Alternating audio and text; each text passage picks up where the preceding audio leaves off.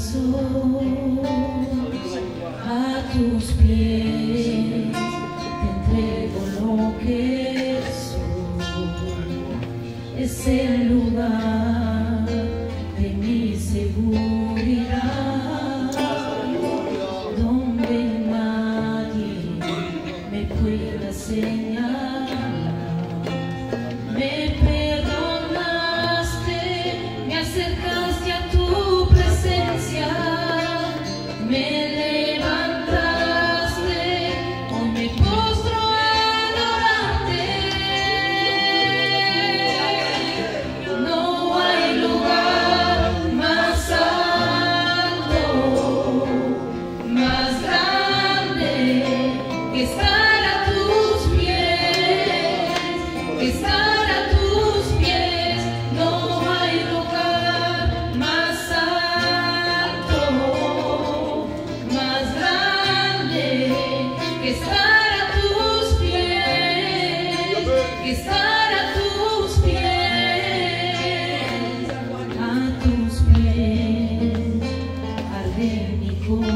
corazón a tus pies, te entrego lo que soy. Es el lugar de mi seguridad, donde nadie me puede señalar. Me perdonaste, me acercaste a tu presencia, me levantaste, hoy me postro a adorarte. No hay lugar más alto, más grande que estar a tus pies, que estar a tus pies. No hay lugar más alto, más grande que estar a tus pies, que estar a tus pies.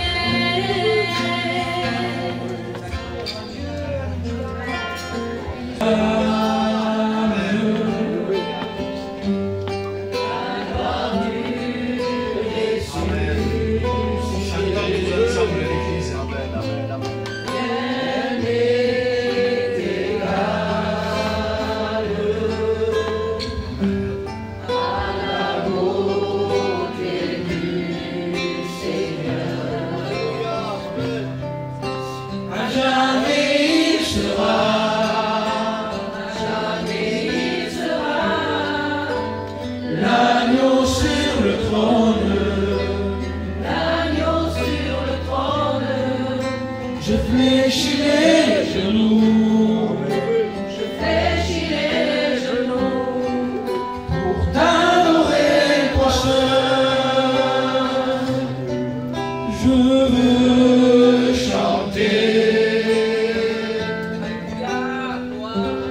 la gloire du ressuscité. l'agneau immolé. Nous a racheté. À jamais il sera, À jamais il sera l'agneau sur le trône. l'agneau sur le trône. Je fléchis les genoux Je fléchis les genoux pour t'adorer toi seul. Les cieux proclament la gloire du ressuscité. Rien n'est égal à la beauté du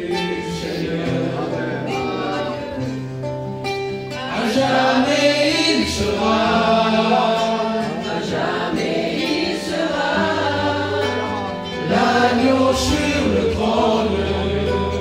L'agneau sur le trône. Je fléchirai les genoux. Je fléchis les genoux. Pour t'adorer toi seul. Je veux chanter. La gloire du ressuscité. L'agneau immolé.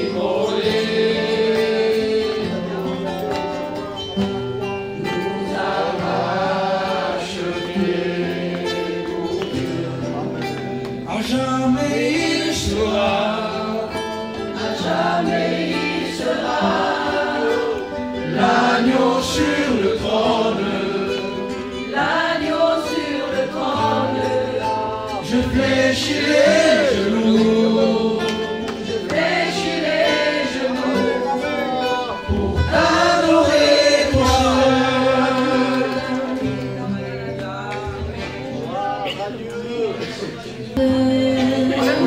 Seigneur, chantons-le ce matin. Que je ne suis rien. Et quand tu façonnais la terre, j'étais déjà près de ton cœur. Tu m'aimais avant que je sois. Et pour moi tu as tout donné. Toi seul pouvais me libérer. Chantons-le ce cantique de tout notre cœur. C'est pourquoi je veux t'adorer. Toi seul est digne.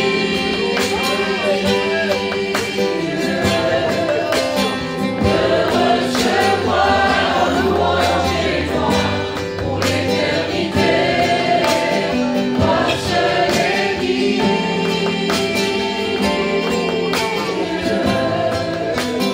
De recevoir louange et gloire pour l'éternité.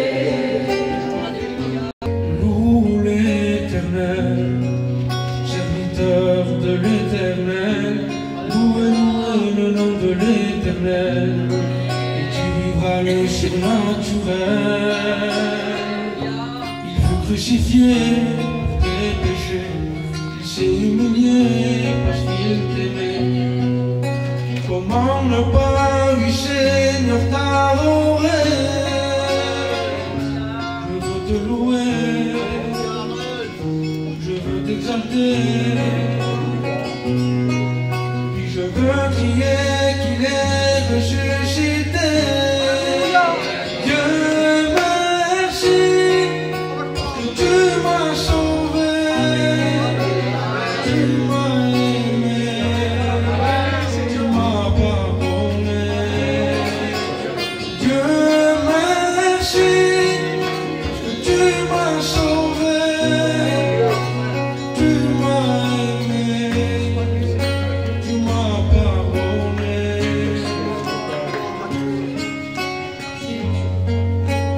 Loue l'Éternel, serviteur de l'Éternel. Louez, louez le nom de l'Éternel. Tu vivras le surnaturel. Il fut crucifié pour tes péchés. Il s'est humilié parce qu'il t'aimait. Comment ne pas lui, Seigneur, t'adorer? Je veux te louer, je veux t'exalter, puis je veux crier qu'il est ressuscité. Dieu merci, parce que tu m'as sauvé, tu m'as aimé, tu m'as pardonné. Dieu merci, parce que tu m'as sauvé, tu m'as aimé, tu m'as pardonné.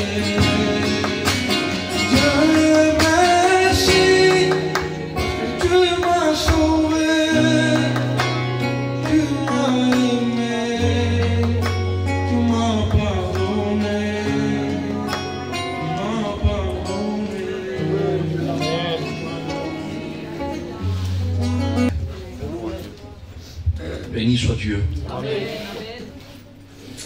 On est bien chez nous. En famille.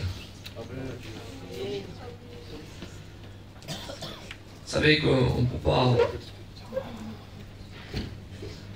On ne peut pas parler de n'importe quoi devant des étrangers.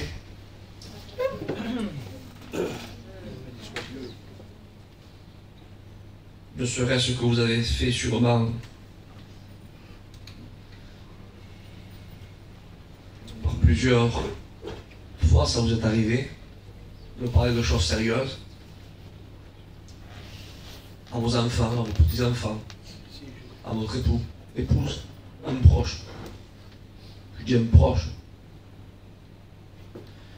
Et vous êtes en train de parler de choses sérieuses. Même des fois, à lever le ton, à réprimander. Là. Mais ça reste en famille. Et dès que l'étranger ouvre la porte, qu'est-ce que vous faites? Vous continuez à parler? Sincèrement. Peut-être les gros yeux, hein, en fait.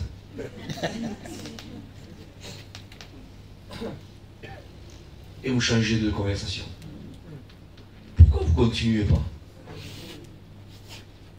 Mais, on le comprend tous. C'est parce qu'il y a un étranger qui est rentré. Ça ne lui regarde pas ce qui se passe à l'intérieur de la famille. Mais si c'est notre famille qui rentre, on continue. Bon, ce qu'il a fait. Assieds-toi, je vais t'expliquer, tu vas voir. Et on recommence du début. Ici, c'est l'étranger, non. On ne veut pas que les étrangers sachent, apprennent ce qui se passe au milieu de nos familles. Amen.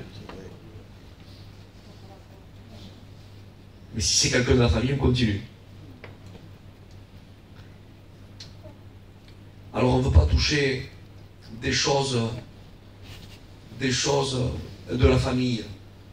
Parce que Paul dit, vous n'êtes plus des étrangers ni des gens de dehors, mais des concitoyens, des saints membres de la famille de Dieu. Nous sommes de la famille de Dieu, ça. Amen. Et donc vous comprenez bien que devant des étrangers, devant des inconvertis, on ne peut pas toucher n'importe quoi. Mais par contre, en famille, on est bien. Amen, amen. On peut parler librement ce matin. On est en famille. Amen. S'il y a un étranger qui rentre, vous m'ouvrez un petit peu les yeux comme ça, et je dévie. Hein. Gloire au Seigneur ce matin. Amen. On est bien entre nous. Gloire à Dieu. Dieu est là. Il est au milieu de nous. Et nous voulons, Seigneur, écouter la voix de Dieu ce matin. On va jeter les candidatons dehors. Pour faire cela. On va jeter les candidatons. On va jeter ces idées préconçues des fois que nous avons. Parce qu'on a peur. On veut sauver un petit peu les meubles de la face. La peur des candidatons, qu'est-ce qui passera un tel ou l'autre, si je suis comme ça aussi. Et je suis serviteur de Dieu, je suis candidat, je suis femme de prédicateur, je suis diacre, diaconesse, j'ai 10 ans de conversion. Vous savez, et tout cela, des fois, nous empêche d'être naturel, frères et sœurs. Alors ce matin, on va ajouter toutes ces idées préconçues dehors. Amen. On va dire, Seigneur, je suis là ce matin. Alléluia. Je suis là, Seigneur. Je ne suis pas ici, Seigneur, parce que c'est dimanche, il faut que je vienne, il faut que... Non, si je ne viens pas, qu'est-ce qu'il va penser un tel? T'imagines? Il était là à côté, un chrétien, même pas venu au culte. Non, Seigneur, je viens ici, j'ai besoin de toi, Seigneur. Amen. Qu'est-ce que tu as à me dire, Seigneur? Qu'est-ce que tu as à me rappeler, Seigneur? Quoi? Dis-moi-le, Seigneur. Amen. Parle, Seigneur. Amen. Je veux t'écouter ce matin. Parce que tout ce qui vient de Dieu est bon. Amen. Oui, amen. Et comme ce matin, Dieu va nous parler, alors tout ce qui est de Dieu, tout ce qui sort de Dieu est bon. Seigneur, ce matin, je veux t'écouter. Alors, je ne sais pas comment ça va sortir trop, moi, je me comprends. Hein. Avec je l'écris, je le reprends, Mais je pense même que le Saint-Esprit va tout conduire ce matin. Alléluia. Alors je fais une lecture avec vous. 2 Corinthiens chapitre 11 verset 23. On a tendance à lire le premier livre pour, et on va le lire sûrement ici 3 quarts d'heure pour le pasteur de Sainte-Seine. Mais si vous sautez un livre, vous rentrez dans le 2e livre des Corinthiens, au même chapitre, au même verset que celui d'avant. Ce n'est pas la Sainte-Seine, mais on va faire la lecture dessus, vous allez voir. Paul parle. Écoutez le langage de Paul, 2 Corinthiens 11, 23. Il dit, sont-ils ministres du Christ? Pose une question. Hein. Et vous savez, si on le prend au premier degré, avec nos pensées un petit peu, qui ne sont pas très, très spirituelles, franchement, on verrait un orgueilleux là. Qu'est-ce que tu dis, Paul? Sont-ils ministres du Christ? Ça veut dire quoi, ça? Ça veut dire quoi? Et il continue dans la lettre. Et attention, hier on a touché ce mot que vous connaissez, que toute écriture est inspirée de Dieu. C'est-à-dire que le Saint-Esprit, Amen. Paul était animé, rempli de Dieu d'écrire ce passage-là, et le Saint-Esprit l'a attesté. Tu veux écrire ça? Écris-le, je suis d'accord. Croyez-moi, Paul, c'était pas que des mots pour se faire voir qu'il a écrit ça. C'était son cœur et ses entrailles qui parlaient. Est-ce que vous comprenez ça? Et il marque comme ça, il dit, sont-ils ministres du Christ? Il dit, je parle en termes un petit peu extravagants. J'extravague, hein. Vous n'avez pas l'habitude peut-être de m'entendre parler comme ça. Mais là, j'extravague. Mais tant pis, il a mis l'épée dedans, il continue. Il dit, je le suis bien plus encore. Seigneur, il dit qu'il est bien plus que encore, mais quelle est l'authenticité, Paul, que tu es un ministre du Christ, un serviteur de Dieu? Alors ce matin, si vous le permettez, bien sûr, dans cette bonne liberté que vous me donnez, bien sûr, et je vous dis qu'on est en famille, là il est question d'un apôtre. Je ne pense pas qu'il y ait des apôtres parmi nous. En tout cas, moi je ne le suis pas. Alors Seigneur, si je voudrais, si Dieu, si le Christ me le permet, mon Seigneur, il sait de quelle façon je le fais ce matin. On va s'attribuer, non pas le titre d'apôtre, parce que je ne pense pas qu'il y en a, mais des enfants de Dieu, oui. Amen. Nous sommes des enfants de Dieu. Amen. Écoutez, je le dis, nous sommes des hommes et des femmes de Dieu. Amen. Et ça ne fait pas de nous des orgueilleux. Est-ce que vous comprenez ça? On connaît notre identité. D'ailleurs, c'est ce qu'Élisée a dit. Pourquoi l'as-tu renvoyé? Tu aurais dû l'envoyer vers moi, il a dit au roi d'Israël. Il dit, il saura qu'il y a un prophète en Israël. Tu es orgueilleux? Il disait, non, je connais mon identité. Je suis un homme de Dieu. Par le mérite? Non, par la grâce. Donc, qu'est-ce que tu es, Isaac? Tu es l'homme de Dieu? Est-ce que cela vous choque ou pas? Oui. Par tes mérites? Non. Par la grâce de Dieu. Et vous, les sœurs, vous êtes des femmes de Dieu? Amen. Oui, vous êtes des femmes de Dieu. Vous êtes un peuple saint? Oui, on est un peuple saint. Par nos mérites? Non, par la grâce. Amen. C'est la grâce qui fait nous ce que nous sommes. Mais on est obligé de le dire. Si on ne le dit pas, Seigneur, on dévalue l'efficacité, la puissance de la grâce. C'est que la grâce, elle a été limitée avec nous alors. Elle a fait de nous un petit peu, mais elle n'a pas réussi à faire de nous un peuple saint. Non, non. Et le sang de Jésus-Christ, son Fils, je veux la mettre à la place, s'il vous plaît, purifie de tout péché. Amen. Amen. Alors s'il nous a purifié de tout péché, nous sommes un peuple saint, par la grâce de Dieu. Alors Paul, ils sont-ils ministres? Et il va marquer, alors moi j'enlève le mot, hein, bien sûr, on va s'attribuer, non pas... ce qu'on va continuer à lire là par rapport à Paul, mais on va se l'approprier pour nous ce matin, d'accord? Alors, Seigneur, qu'est-ce qui prouve l'authenticité d'un chrétien authentique, d'une chrétienne authentique? Et disons-le, d'un serviteur de Dieu authentique. Paul parle là. Il dit, alors, c'est quoi qui met le saut à l'authenticité que tu parles peut-être en termes un petit peu extravagants, c'est quoi? Décortique bien ton langage, que tu connais d'ailleurs parce que tu es hébreu, tu vas dans les racines profondes, c'est quoi ta façon de prêcher, ton éloquence, c'est quoi ta façon de, excusez-moi, hein, les choristes, mais de chanter? C'est ça qui met le saut? Mais quand vous lisez la panoplie là, c'est pas ça. Il dit pas, je prêche pas comme les autres, moi.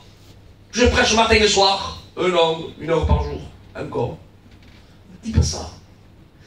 Il va prouver, il va dire, écoutez, il dit, je le suis bien plus encore, il dit, par les travaux, par les emprisonnements, bien plus en souvent en danger de mort.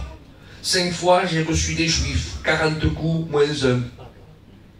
5 fois, lui, il a reçu 39 coups de fouet, 5 fois, 39 coups de fouet, à une autre reprise, 39 coups de fouet, à une autre reprise, 39 coups, 5 fois, il a reçu des juifs, 40 coups moins 1. 3 fois, j'ai été battu de verge. 1 fois, j'ai été lapidé. 3 fois, j'ai fait naufrage. J'ai passé 1 jour et 1 nuit dans l'abîme. Fréquemment, écoutez, en voyage, j'ai été en péril sur les fleuves, en péril de la part des brigands, en péril de la part de ceux de ma nation, en péril de la part des païens, en péril de la part des villes, en péril de la part des déserts, en péril sur la mer, en péril parmi les faux frères, parce qu'il y en a.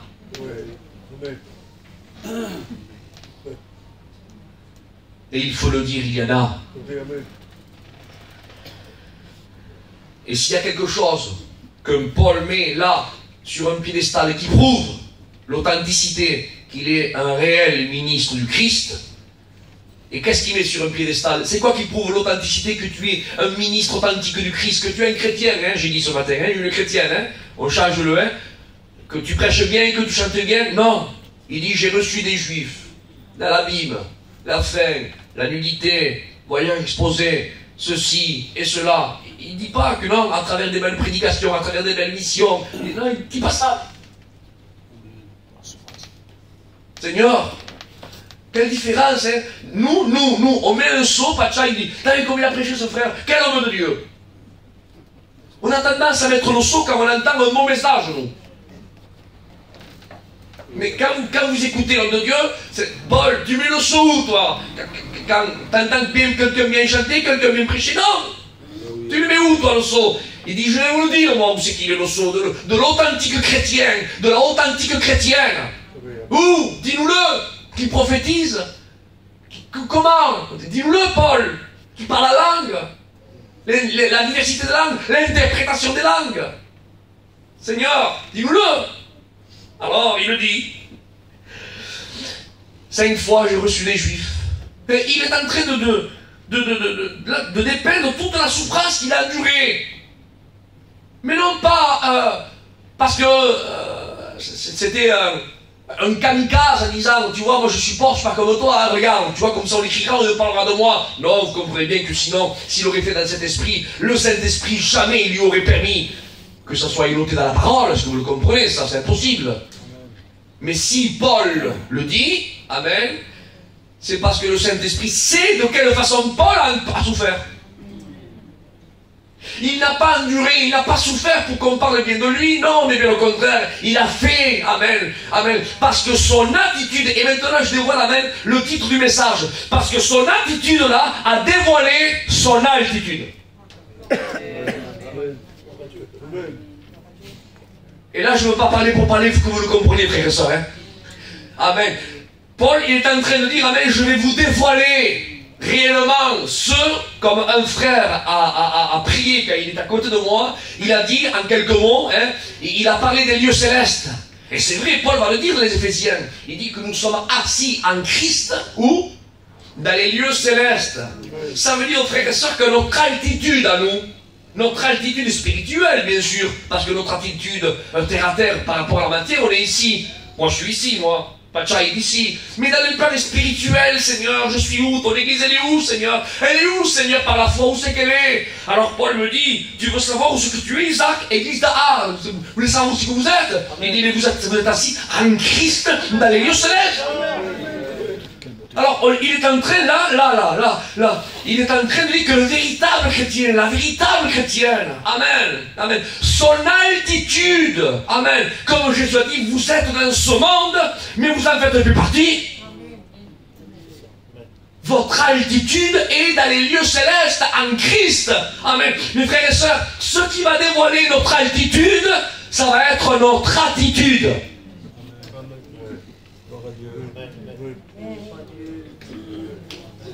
Est-ce que vous y êtes dans le fil?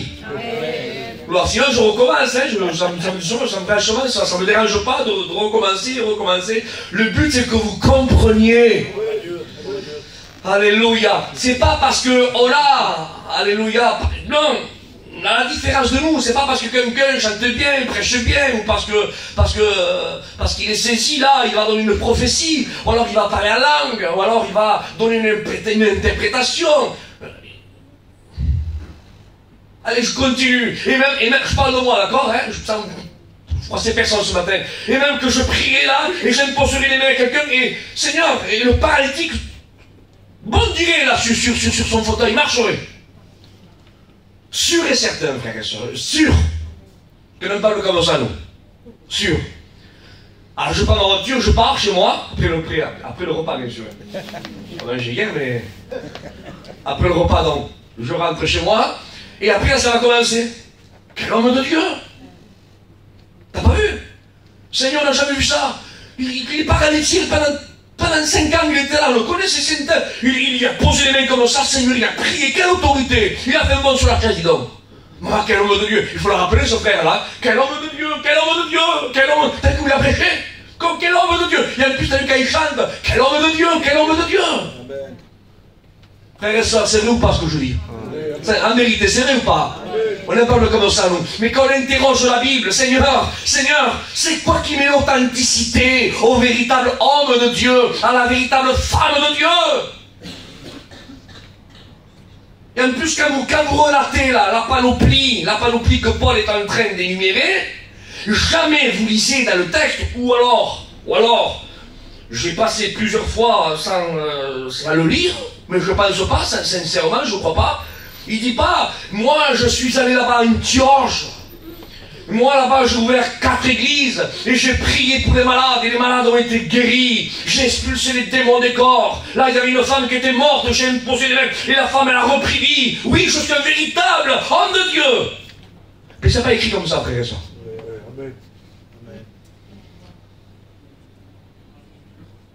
À la différence de nous.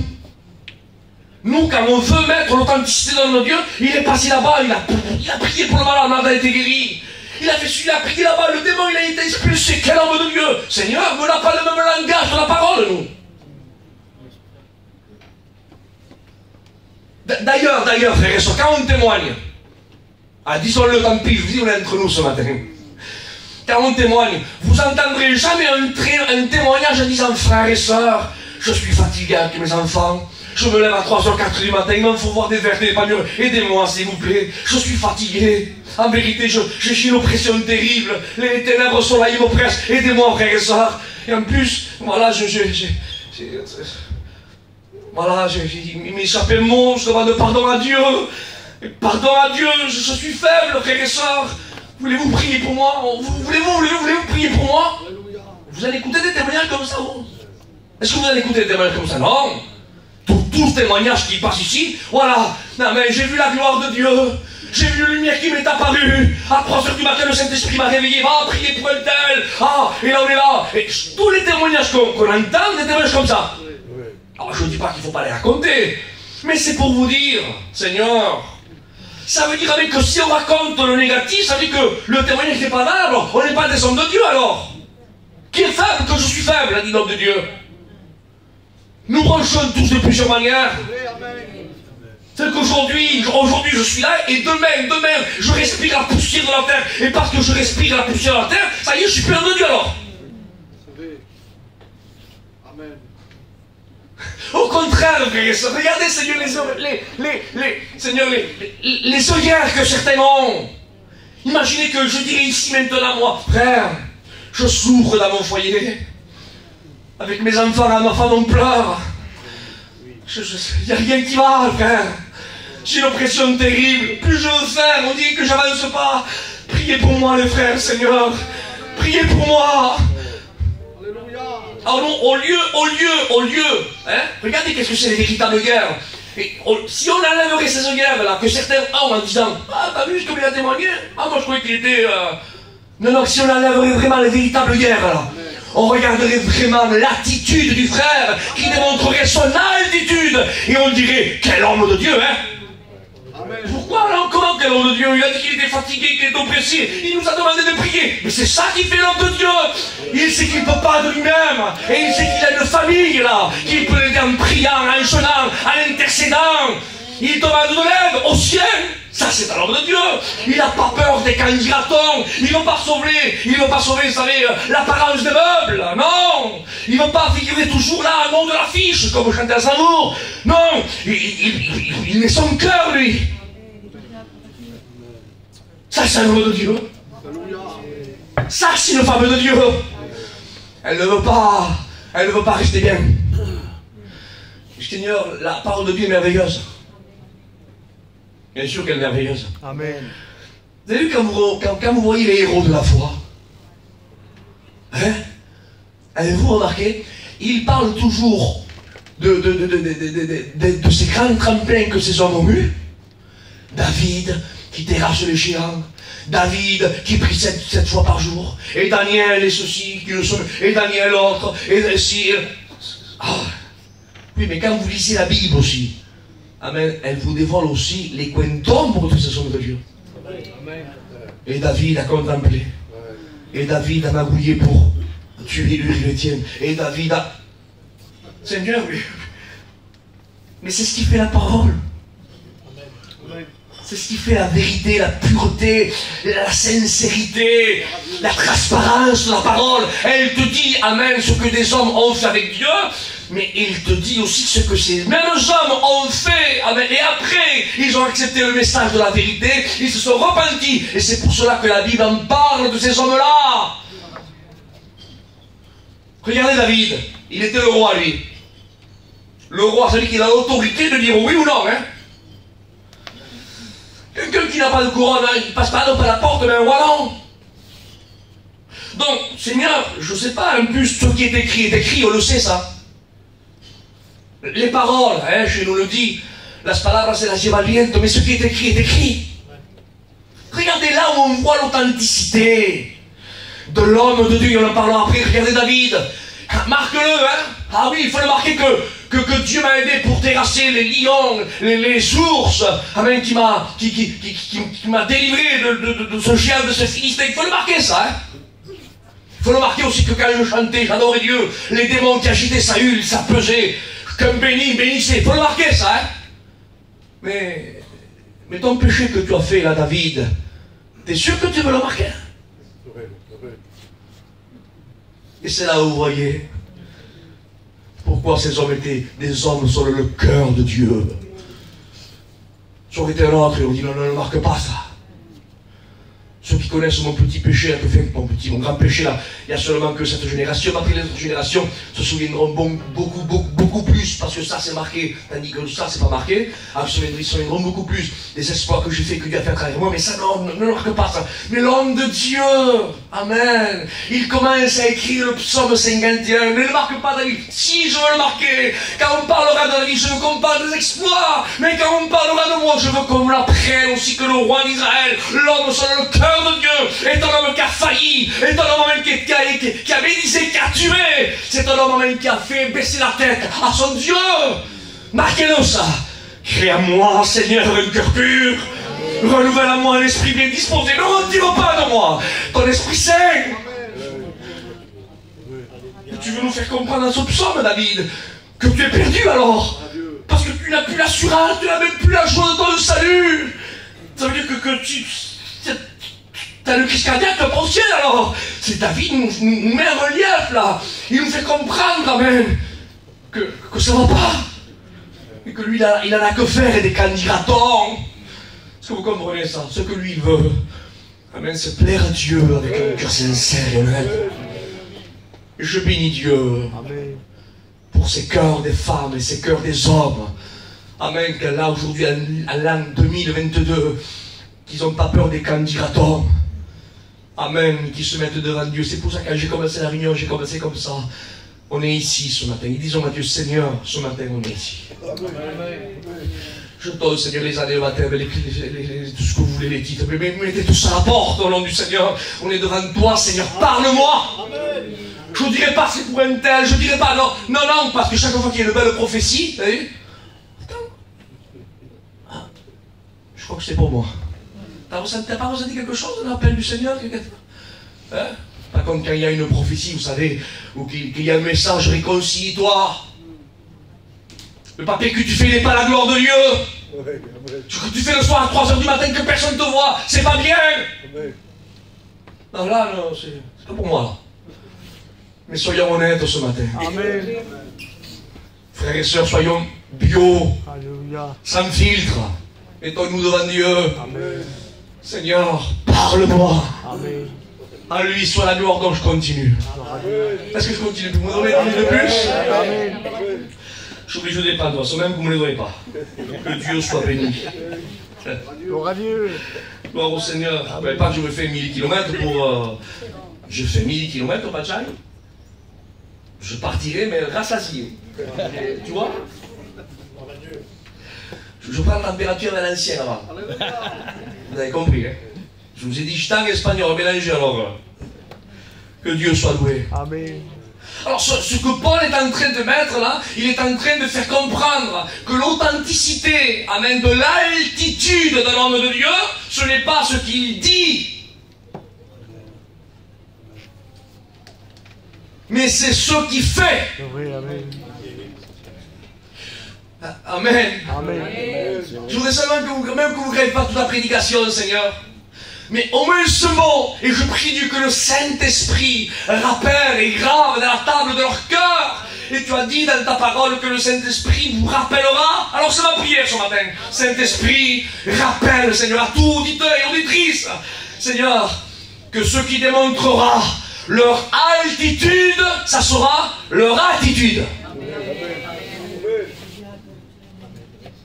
Mais l'attitude où? Ici? Mais non, pas ici. Parce que ici, vous avez une attitude merveilleuse.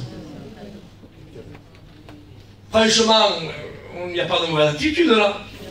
Personne met à la poche pour prendre une pierre et la jeter à quelqu'un. Oui, non, ici tout le monde est bien. C'est vrai. C'est un petit peu comme les animaux dans l'arche de Noé. Eh oui, il y avait une paire de lions, une paire de brebis, une paire, enfin bref, pas tout numérer, mais vous savez, il y avait une paire pour, bien sûr, peupler, refaire le monde. Le lion, lui, il était obligé de manger ce que la brebis mangeait dans l'arche. La brebis mangeait de l'herbe, et le lion de l'herbe aussi. Et elle est où la différence dans l'arche entre le lion et la brebis? Il n'y en a pas. C'est pas dans l'arche qu'on voit. Dans l'arche du local, on ne sait pas aussi qu'il y a le lion et la brebis. Tous mangent du même aliment. Mais c'est qu'à l'arche s'arrêtait au mont Ararat, la brebis qui était brebis, amen, son attitude extérieure continuait à brouter de l'herbe, amen, et à démontrer son attitude. Mais le lion, quand il est sorti de l'arche, ben, vous comprenez bien qu'il a changé de repas, lui. L'herbe est un petit peu pour, voilà, un petit séjour. Après cela, l'herbe... C'est pas pour moi, c'est pour toi. Moi, il me faut de la viande. Et celui qui était lion, bien sûr, il a mangé de l'herbe pendant un temps. Le temps qu'il était confiné dans l'arche. Donc, ce qui démontrera, ce qui mettra le sceau. Amen. Que nous sommes des authentiques enfants de Dieu. Ce n'est pas notre belle prière, notre belle prédication, notre prestance. Ce n'est pas parce qu'on langage, qu'on parle un français à peu près correct, qu'on connaît un petit peu, voilà, par rapport, si on fait un vol, par rapport à notre peuple gitan il y a 50 ans en arrière, pour dire ce qui est, frères et sœurs. Et ça ne fait pas de nous des érudits, mais ça fait de nous des personnes qui ont évolué. Et c'est vrai, la plupart d'entre nous, je sais lire, c'est écrire. Un enfant à 5 ans, il prend le téléphone, il sait aller sur des jeux. Regardez des... Pardon, je suis portugais. Il veut aller dans YouTube, se met des Mickey. Moi, j'ai mon Jaïm qui est parti au prix du Seigneur il y a quelques années de ça. Il ne savait même pas appuyer sur le téléphone. Et le petit qui a 5 ans, il fait tout ce qu'il voulait, lui. Ça veut dire qu'on n'est pas de la même génération, si vous comprenez. Mais alors, Seigneur, c'est parce que le langage, c'est ça qui... Non, c'est pas ça. C'est pas ça. C'est pas ça. Ce qui montrera, alléluia, ce qui montrera, qui mettra le sceau à l'authenticité, que notre altitude est réellement dans les lieux célestes, ça sera notre attitude, non pas à l'intérieur du local de l'arche, parce que tous mangent le même aliment, on ne distingue pas la brebis du lion, toutes les attitudes sont pareilles, mais c'est quand on sort à l'extérieur de l'arche. C'est là-bas, amen, qu'on démontrera que nous sommes réellement, non point comme a dit Jésus, dans ce monde. Vous êtes dans ce monde, oui, vous n'en faites plus partie. Amen. Alléluia. Vous n'êtes pas de ce monde. Allez, allez, si les vides m'arrêtent à moi ici en sortant là. Imaginez. Imaginez qu'il m'arrête. Monsieur Castro Isaac, né le 26 février 1980, oui. Donc, ils m'ont arrêté. Ah bon, mais ils m'ont arrêté où? Arles. Où tu es, Isaac? À Arles. Mais eux, ils vont me frapper là. Isaac Castro, né le 26 février 1980. Ah, monsieur, vous n'êtes pas d'ici. Ah, comment vous le savez, monsieur? Parce que vous ne figurez pas au registre là. Vous figurez dans le registre de l'Aquitaine, dans le Lot-et-Garonne. Vous êtes de Villeneuve-sur-Lot. Oui, monsieur, je suis de là-bas. Et pourtant, il m'a arrêté ici. Mais je ne figure pas dans le registre d'ici. Je figure dans le registre là-bas. Et pourtant, je suis ici. Mais Jésus dit, vous êtes ici. Vous êtes dans ce monde. Mais vous ne faites pas partie du registre du monde. Si vous comprenez ça. Vous êtes inscrit dans le registre du ciel. Amen. Amen. Alléluia. On est assis en Christ dans les lieux célestes. Nous sommes des enfants. Et je veux l'amener après ça, s'il vous plaît. Nous sommes des enfants du royaume. Amen. Amen. Nous sommes sa bien-aimée. Alléluia. Alléluia. Nous sommes à lui. Malgré qu'on est ici, mais on n'est pas d'ici, on est de là-bas. Amen. On figure dans le registre d'un livre qui s'appelle le livre de la vie. Amen. Et quiconque n'y furent point trouvé, n'y rentre pas. Est-ce que vous comprenez ça? Il faut avoir la nationalité du ciel. Amen. Pour faire partie du ciel. Alléluia. Sinon, ils sont expulsés. Et nous, on est de là-bas. Et ce qui démontre qu'on est de là-bas, c'est notre attitude. Que Dieu soit béni, amen. À lui soit la gloire. Et Paul est en train de mettre en relief là l'authenticité du véritable chrétien. Ce n'est pas sa prédication, ce n'est pas son chant, ce n'est pas les dons spirituels. Non, c'est mon attitude, Isaac. Mon attitude démontre que je suis véritablement un serviteur de Dieu. Mais quand, Paul, quand tu vas chiner, tu fais 3 voitures le matin, que tes enfants sont mariés, s'entendent bien, que tes petits-enfants sont en bonne santé, ils sont autour de toi, que tout va bien autour. C'est là que tu es l'homme de Dieu, c'est là. Mais non, c'est pas là, Isaac. Je veux te le dire, quand je suis l'homme de Dieu, moi, je veux te le démontrer à travers mon attitude. Mon attitude a démontré mon altitude. Et à quel moment? Eh bien, cet moment m'a pris. On a commencé à me flageoler un coup de fouet. Et 1, et 2, et 5, et 15, et 25, et 30, et 35, et 38, et 39. Mais on ne peut pas aller au-delà de 39 parce que c'était un juif qui était en train de me flageoler. C'était pas un non-juif. Parce que la loi mosaïque, il fallait qu'elle s'arrête avant 40 à 39. Et Paul est en train de nous démontrer. Mais regardez, église d'Arles, je vous démontre mon attitude là. Et c'est quoi ton attitude? J'ai rien dit. Je ne les ai pas injuriés. Je ne suis pas rentré chez moi pour dire à ma famille, moi je suis pasteur, je ne peux pas. Hein. Mais par contre, regarde ce qu'ils m'ont fait les autres. Hein. Mais si j'aurais pas été pasteur, tu sais, je saurais quoi faire moi. Mais je ne peux pas, je suis pasteur. Faites ce que vous voulez, moi je m'en vais. Il n'a pas fait ça non plus, Paul. Paul n'a rien dit. Quelle attitude de l'homme de Dieu. Il n'a véhiculé aucun message. À l'hébreu, on appelle ça le sod. Le secret du message. Le message dans le message. Parce qu'on peut véhiculer un message aux nôtres qui sont inconvertis. Et les inconvertis comprennent le message qu'il faut qu'ils comprennent. Hein. Mais moi, j'ai pas dit qu'à mon fils qu'ils allaient se battre, moi. Mais je t'ai pas critiqué, pas de ça, mais j'ai rien dit. Mais non, t'as rien dit, mais sûr que non, mais à travers, tu sais, ton attitude que tu as eu devant tes enfants, devant les tiens, ils ont vite compris, hein. Ça aurait été beaucoup plus franc que tu leur dises que ce que tu as fait. Parce que tu as usé, que tu me pardonnes, de ruses ténébreuses. Et Paul demande, regardez l'attitude que j'ai eue, rien. Et pas une fois, hein. 2 reprises, et on me reprend, et 20, et 30, enfin bref, 39 coups de fouet, rien. 3 fois, 4 fois, 5 fois, j'ai reçu des juifs 40 coups, moins 1. Et je ne les ai pas injuriés, je ne les ai pas calomniés. Non, j'ai pas dit que lui ne valait rien, que le meilleur c'était moi, j'ai rien dit. Et après cela, c'est pas fini, hein. On m'a jeté là, on m'a jeté dans l'abîme, un jour et une nuit, j'ai rien dit. en plusieurs dangers exposés, des déserts, dans la nudité, pardon l'expression, dans la faim, dans le jeûne, non pas parce qu'il était l'homme de Dieu qu'il fallait qu'il jeûne, hormis qu'il devait jeûner sûrement, mais un jeûne par obligation, parce qu'il ouvrait le frigo, il n'y avait rien dedans. Et même quand il n'y avait rien dedans, il ne calomniait pas ses frères en disant hey, « Oh, vous êtes des chrétiens, vous quand même, je vais faire le rapport, hein.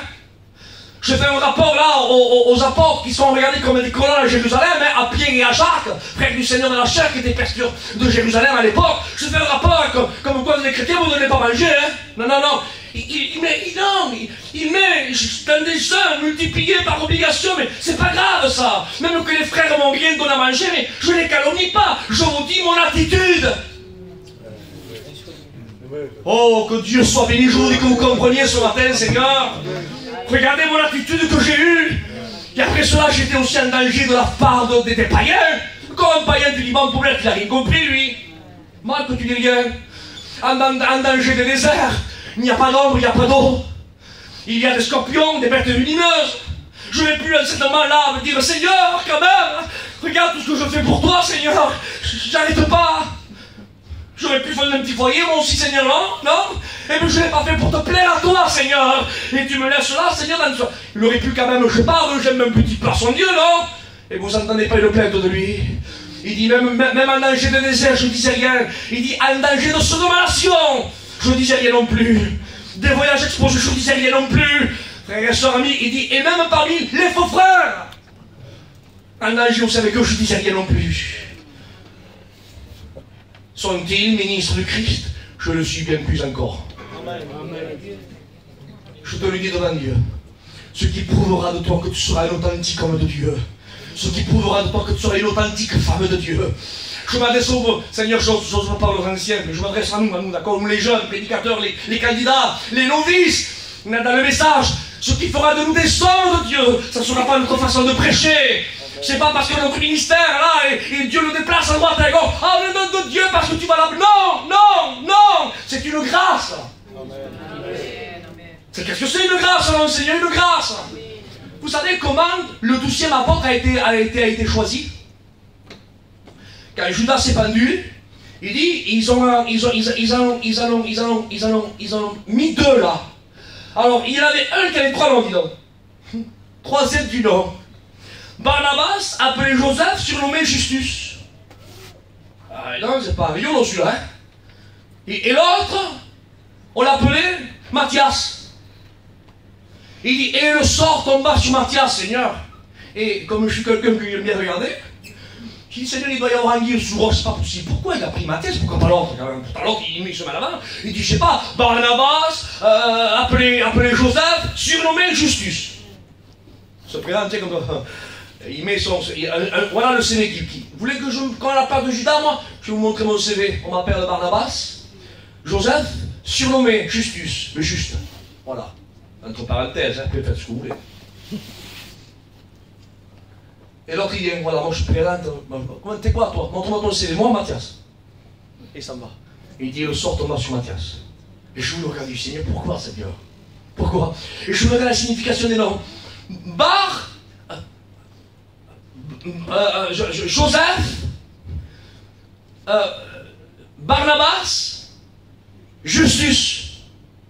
Seigneur. Alors, et dans les 3 noms, le premier veut dire celui qui se consacre. L'autre veut dire Joseph, celui qui ajoute. Et le 3e, Justus, ça veut dire juste. Alors, en quelques mots, là, il véhicule le message. Vous avez besoin d'un autre apôtre, d'accord? Eh bien, je me présente, moi, parce que regardez, voyez, mon premier nom, là, veut dire, mon premier nom veut dire celui qui se consacre. Et parce que je me consacre, alors je suis Joseph. Parce que je me consacre, j'ajoute. Et parce que j'ajoute, alors je me consacre, j'ajoute, alors, croyez-moi, je suis juste. Il dit, ah bon? Parce que tu te consacres, d'accord? Parce que tu te consacres,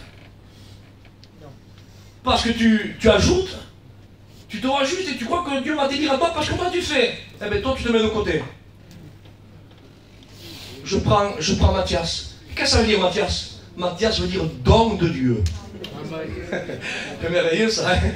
Non, non, il dit, alors là, c'est pour ça que je reprends le fil. Si tu es un apôtre de l'agneau, c'est pas parce que tu es pas un fils de la consécration, c'est pas parce que tu ajoutes, c'est pas parce que les gens voient toi quelqu'un de juste parce que tu fais, non. Si tu es un apôtre de l'agneau, un serviteur de Dieu, quelqu'un qui prêche à droite et à gauche, c'est pas parce que tu fais toi, c'est un don de Dieu, une grâce, un cadeau. Un cadeau. Pas parce que tu es un tel, pas non, c'est un don, un don. C'est un don quand même, un don, tu ne le mérites pas, mais je te donne. C'est ça un don. Le salaire, non. Le salaire, tu le mérites, je te paye. Mais il n'est pas dit un salaire, là, il était Matthias, don de Dieu. Un don. Donc je reprends le fil conducteur. Ce qui prouvera de vous, nous, gens le serviteur, qu'on est des authentiques hommes de Dieu. C'est pas même parce qu'on se consacre, c'est pas parce qu'on ajoute, c'est pas parce que certains nous applaudissent en disant ah, quel éloquence, il est juste. Non, non, enlevez-nous ça dans notre esprit, c'est pas ça. C'est pas ça. Ce qui fera des authentiques hommes de Dieu, des femmes de Dieu, c'est quand Isaac pourra dire je suis un chrétien, moi, je suis véritablement un homme de Dieu. Comment tu pourras le dire? Comment tu pourras le dire? Merci. Eh bien, tu le diras. Amen. Quand tu passeras, amen, l'épreuve. Quand tu passeras le désert. Et que peut-être il y aura quelqu'un qui sera envoyé là comme Madame Job et qui te dira tu demeures intègre dans ton intégrité religieusement.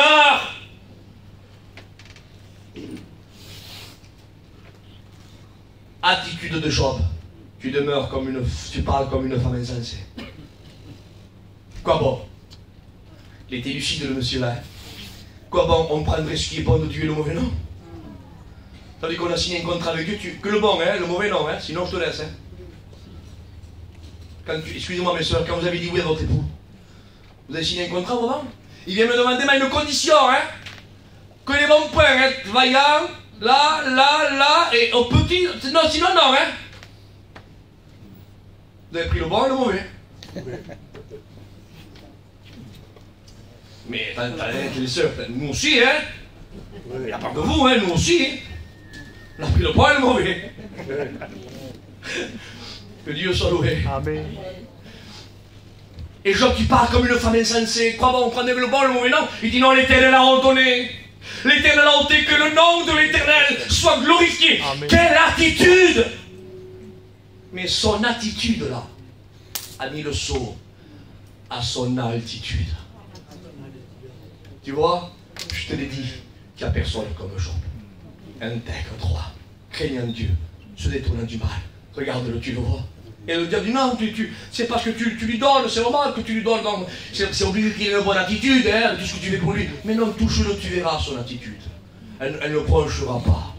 10 enfants, et vous connaissez 7000 brebis, 3000 chameaux, 500 paires de... Et vous connaissez sa femme comme... Bref, pas tout diminuer. Mais l'attitude de Job a démontré son altitude. Mes amis, frères, sœurs, Seigneur, le moment est venu.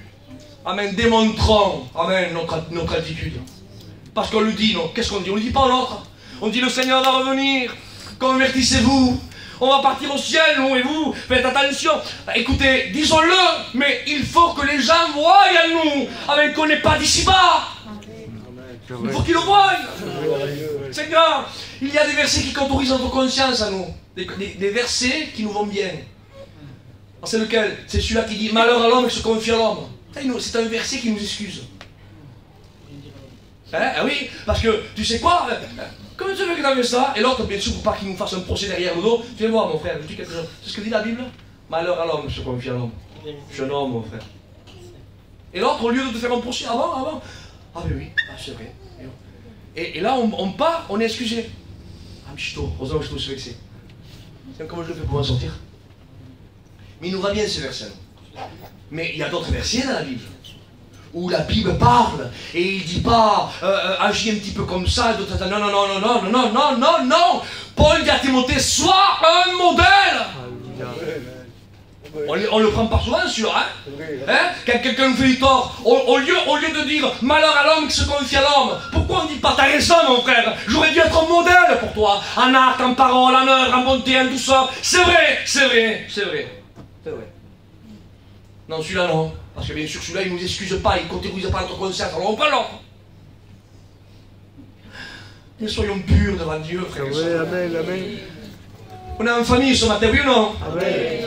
Oui ou non? Amen. Alors j'ose le dire ce matin, écoutez, si les inconvertis, ils veulent voir la gloire de Dieu. Ils veulent voir le ciel, je l'ai dit hier. Moi, j'ai jamais vu Christ, j'ai jamais vu le sang de Jésus, mais je sais qu'il m'a purifié. Gloire à Dieu. Je sais qu'il est à... Mais tu l'as jamais vu, Isaac. Je le sais, ça fait partie de ma vie. Et nous, il faut qu'on fasse pareil aux inconvertis. Il faut que les inconvertis voient que le ciel existe. Il faut que les inconvertis voient, amen, qu'on est dans ce monde, mais qu'on n'en fait plus partie. Il faut que les inconvertis voient, en quelques mots, il faut qu'ils voient le ciel à travers toi. Parce que s'ils ne voient pas le ciel à travers nous, où c'est qu'ils vont le voir? Où? Où y aurait-il là sur des réseaux sociaux? On veut voir le ciel. Montre-nous le ciel. Alors il y aura des images du ciel, mais en réalité c'est du factice, c'est pas vrai ça. Vous comprenez ça? Mais on peut montrer par... On peut être, nous, une photographie du ciel à travers notre langage, à travers notre attitude, à travers notre raisonnement, à travers notre maîtrise de soi, à travers même notre bienveillance, à travers même l'œuvre pour lui, pour faire. On peut refléter le ciel.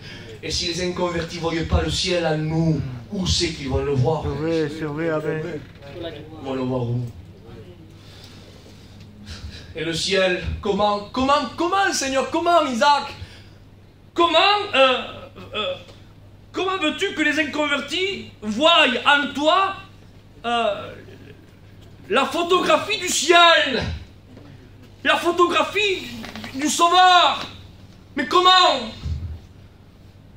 Avec de belles prédications? Non.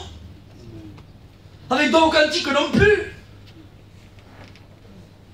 Avec un titre, parce que tu es responsable d'un tel, non plus. C'est quoi qui démontre la photographie du ciel des inconvertis? C'est que les inconvertis, ils te connaissaient avant comment tu étais, ton raisonnement, ton langage, ta façon de faire, tes magouilles, ta façon de penser, ils savent qui tu es. Et aujourd'hui, ils te voient vivre. Il a reçu 39 coups de fouet. Une fois, il n'a rien dit, mon père, t'as vu? On l'a critiqué encore 30 fois, il n'a rien dit. T'as vu? Son Jean, il n'a encore rien dit. Des boublates, il cimentait, il n'a encore rien dit. Mon frère, Dieu existe. Non, Dieu existe. Non, le Sauveur existe. Hein. Jésus est grave. Hein. Parce que moi, je connais mon père, je connais mon fils, je connais ma femme, je connais... S'il n'y a pas ça, c'est ça, là, ça. Mais c'est impossible, ça. Mais c'est... Retire-le. C'est une mission impossible. C'est pas possible. Seigneur, c'est pas possible. Il faut que les gens voient nous. Il faut qu'ils voient notre altitude. Oui, Seigneur, c'est vrai. Seigneur, il faut qu'ils voient notre altitude. Mais arrêtons de le dire. On n'arrête pas de le dire. Je suis du ciel, moi. Je suis un chrétien, moi. Je suis un serviteur, moi. Je parle l'hébreu, le tav, le guimel. Je sais. Regarde, tu le vois bien derrière la cravate. Je vois bien, non? Je suis un chrétien, pasteur, je suis... Ah, comme je chante. Ah là, que je prends que... Tu le vois pas, non? Ça ne se voit pas, alors? Arrêtons, frères et sœurs. Arrêtons de dire...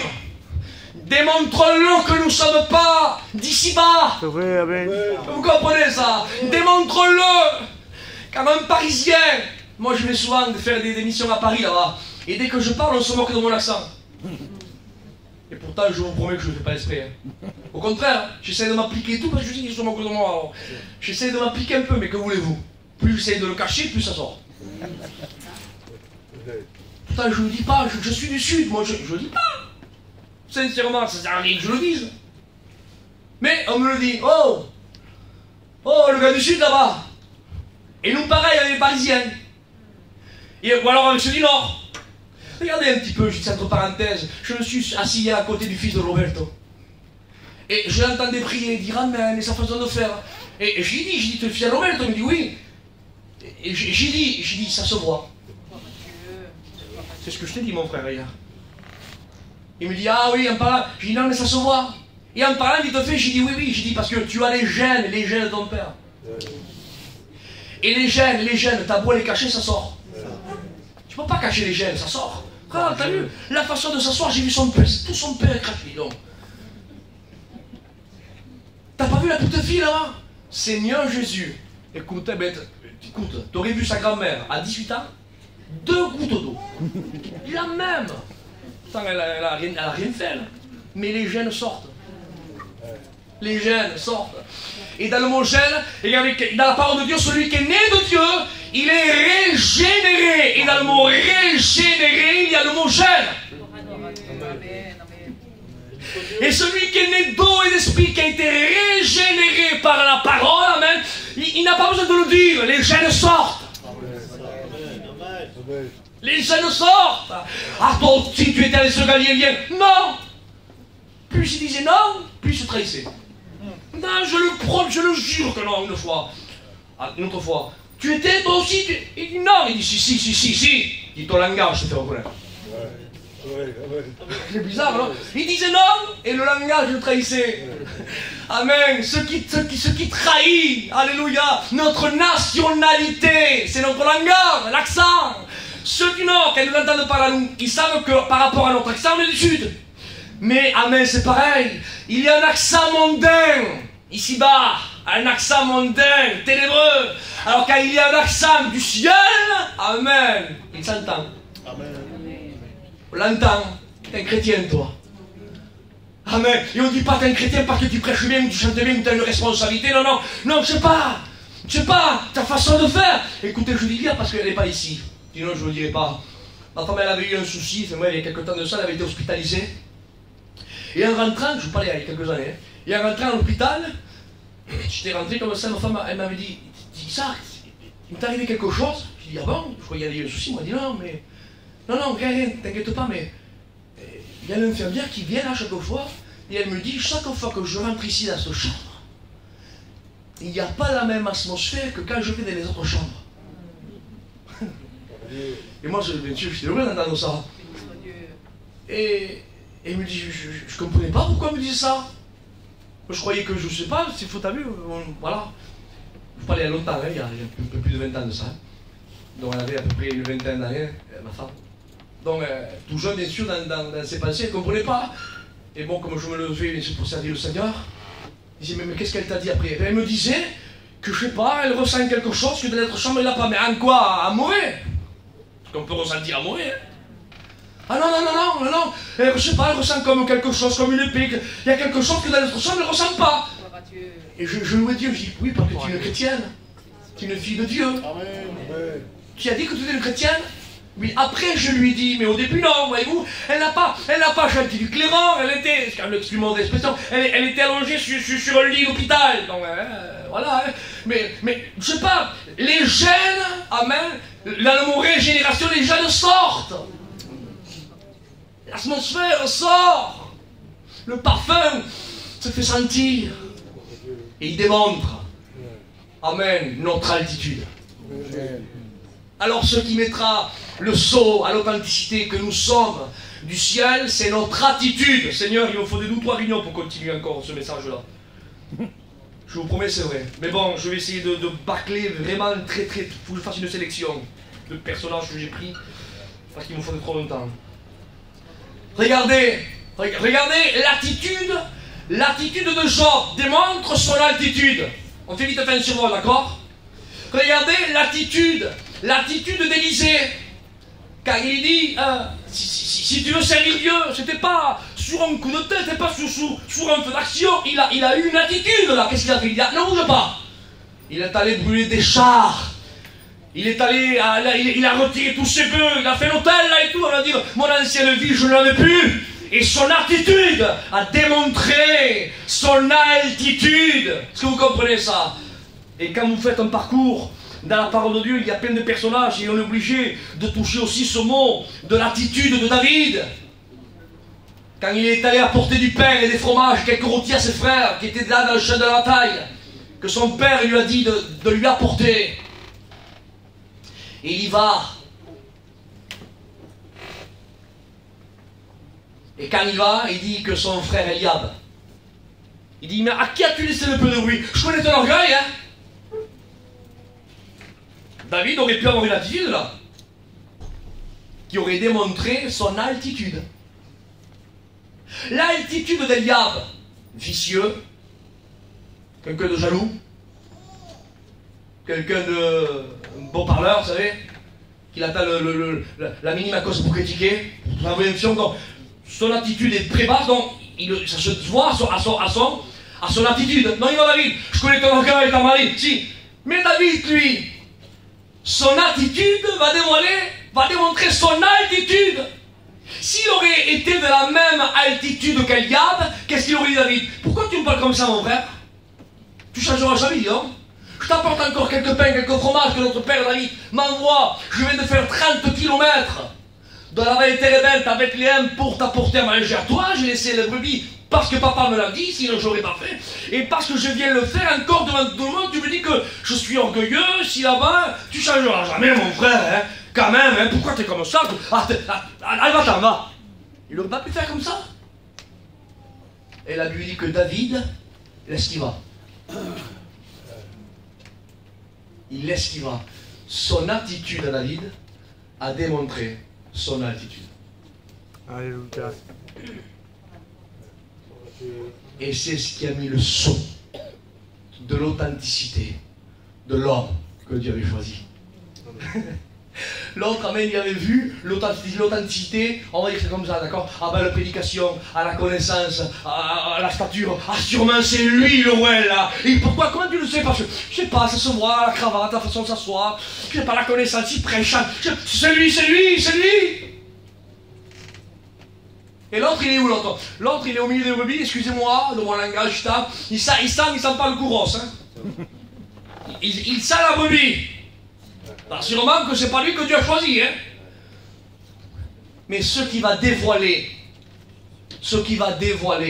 l'authenticité, ce n'est pas l'apparence, ce n'est pas ni la prédication, ni les chants, tout ce que vous mettez la pluie que vous voulez.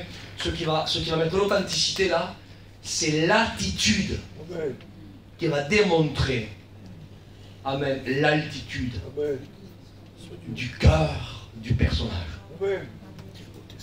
Eliab, là, il avait tout qui correspondait, mais à un certain moment, il a démontré à travers son attitude, je connais ton orgueil, ta malice, il a démontré son attitude. On arrive à comprendre maintenant pourquoi Dieu t'a rejeté.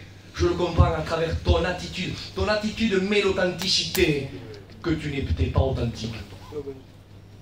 Par contre, David, son attitude a démontré qu'il était de l'or 24 carats.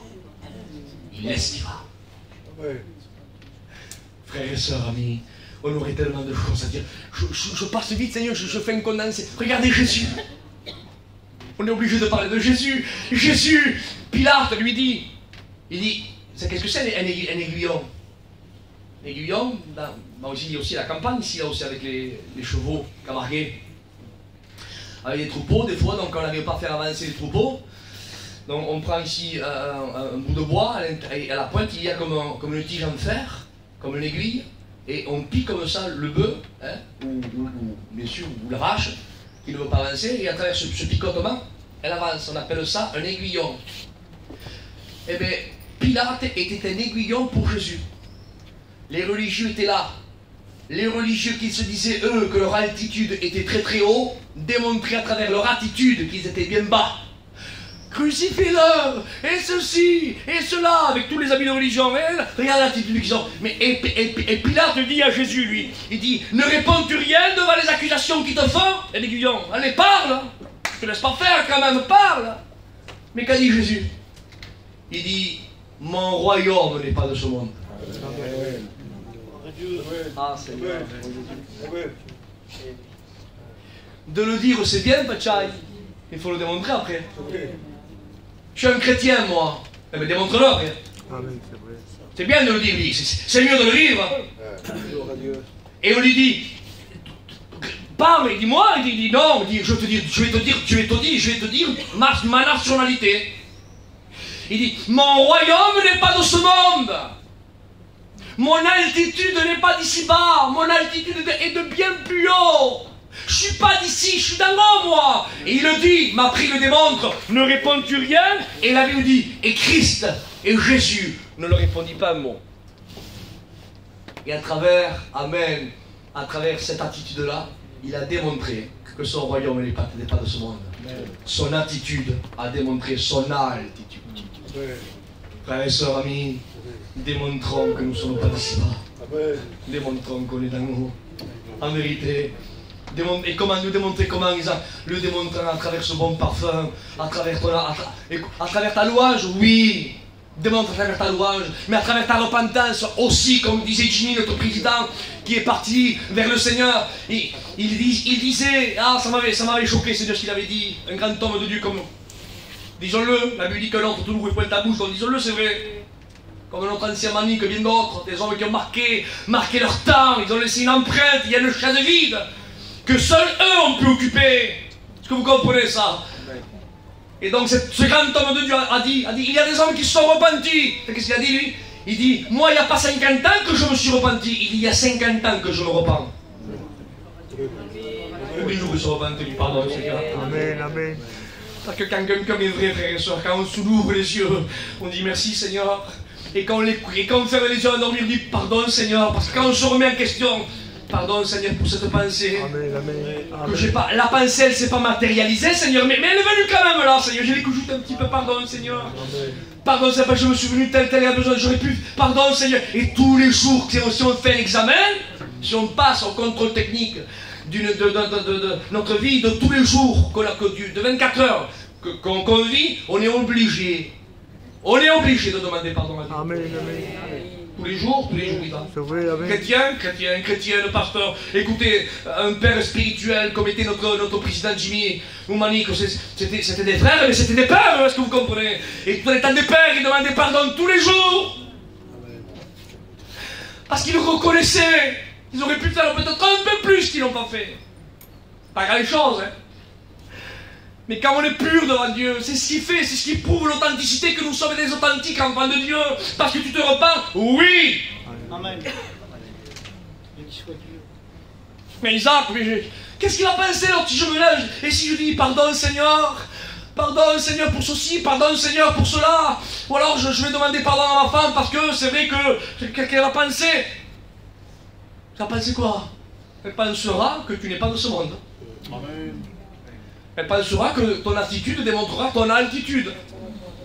Démontre-le, frères et sœurs. Démontrons que nous sommes participants. Que Dieu soit loué. On est obligé d'arrêter. Regardez, il est midi moins 5 et je vous promets, j'ai fait un survol de beaucoup énormément. Je vous promets beaucoup. La prochaine réunion, si vous voulez, ou si Dieu le permet, on continuera, on fera un deuxième volet sur ce message-là qui ira. Là, si vous préférez, on a bien compris que notre attitude démontrera notre altitude. Et une prochaine fois, je voulais apporter ce matin, mais voyez-vous, le temps nous manque. On vit, on est chronométré par le temps, que voulez-vous, c'est comme ça, faites sage.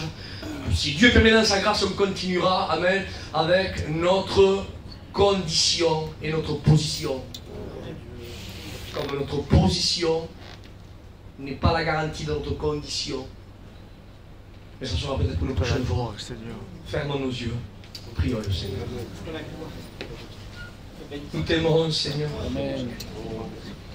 Pour ta parole qui a été annoncée jusqu'à nous aimons ta parole, Seigneur. On ne se lasse pas de l'écouter. On ne se lasse pas, Seigneur, de la prêcher. On ne se lasse pas, Seigneur, de la méditer. Même les mêmes mots, Seigneur, même les mêmes mots. Elles sont salutaires. Elle est lumière. Et ta parole, Seigneur, on peut l'écouter des heures et des heures. C'est un puits profond. C'est une eau qui ne se tarira jamais.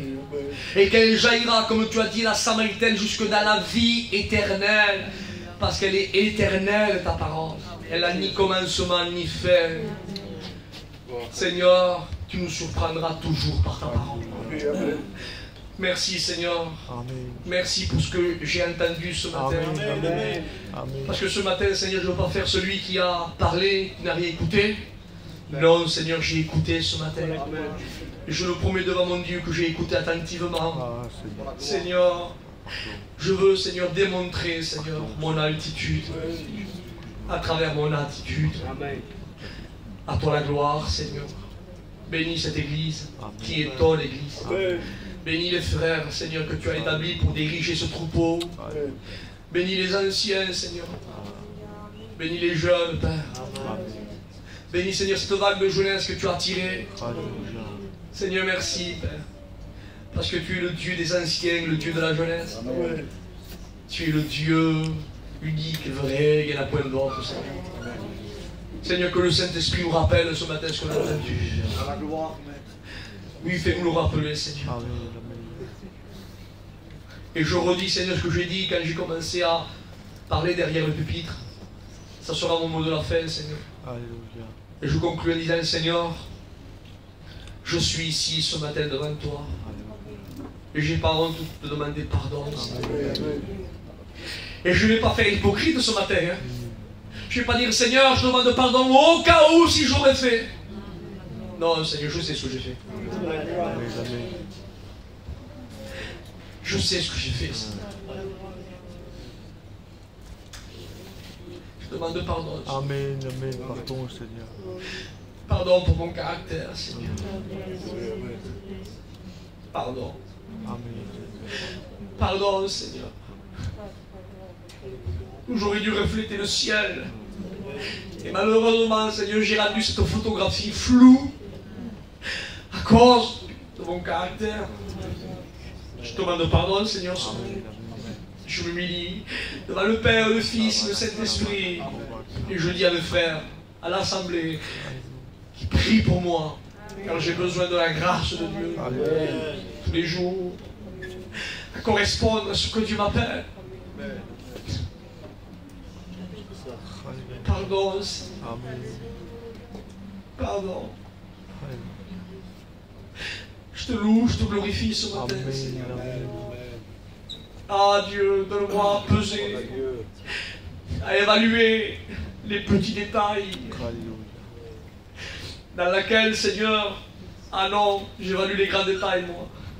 Et les petits détails, Seigneur, je ne fais pas attention. Et pourtant, ton œil regarde le iota, le détail de notre vie quotidienne de chaque jour. Quand on est au milieu de notre cellule familière, mari et femme, enfant, où personne ne voit, là le détail, on passe outre. Je demande pardon ce matin à Dieu. Pardon, Seigneur. Je veux pousser le détail. Et même dans les coins d'ombre, où personne ne me verra, le détail, je sais que l'œil de Dieu me voit. Je veux le considérer et de dire, Seigneur, même sur pas grand chose là, tu veux, Seigneur, que je m'applique à le faire. Je veux le faire. Toi la gloire. Amen. Des détails. Et j'ouvre mon cœur ce matin. Que quand on reçoit la visite de tel et tel d'un renom, alors on se déplace, Seigneur. On va lui dire bonjour, on le salue, on lui met la meilleure table. Et quand c'est un chrétien, un ancien, chrétien qui vient de se convertir il y a 2 ou 3 mois, on a tendance des fois, Seigneur, à passer outre chez lui. Alors on évalue beaucoup plus la grandeur du titre que le cœur même, que le frère même. Pardon, Seigneur. Amen. Pardon. Pardon. Pardon ce matin. Pardon. Pardon, Christ. Donne-nous la gloire, Seigneur. Amen. Merci pour ces 2 jours que tu m'as permis, Seigneur, d'être ici, dans lequel j'ai été richement béni, Seigneur, à travers mes frères et mes soeurs. Bénis mes frères et mes soeurs, Seigneur. Amen. Merci de m'avoir permis d'être ici. Que ton nom soit loué. Amen. Amen. Amen. Que Dieu vous bénisse. Et quand vous prierez, rappelez-vous de moi. J'ai beaucoup besoin de Dieu. Que Dieu vous bénisse. Amen.